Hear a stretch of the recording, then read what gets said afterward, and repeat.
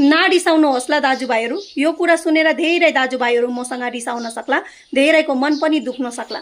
तर के गर्नु दाजुभाइहरू, यो कुरा साँचो हो, सुन्नुहोस् है त।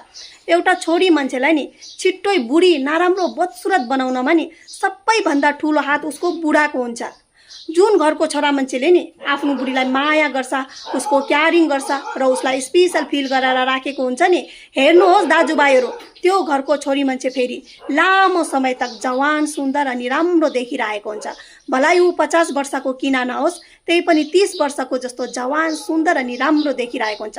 तर जुन घरको छोरा मान्छेले आफ्नो बुढीको दुःख बुझिदिँदैन, उसलाई दुःख दिन्छ, उसलाई टेन्सन दिइरहेको हुन्छ, टोर्चर गरिरहेको हुन्छ र उसको मनको बातहरू बुझिदिँदैन नि, त्यो घरको छोरी मान्छे भलाइ 30 वर्षको किन नहोस्, त्यही पनि 50 वर्षको जस्तो थाकेको गलेको बुढी नराम्रो अनि बदसुरत भएको हुन्छ। र यो कुरा चाहिँ कतिजनालाई सही लाग्यो र कतिजनालाई गलत लाग्यो, कमेन्ट गर्नुहोस् ल साथीहरू।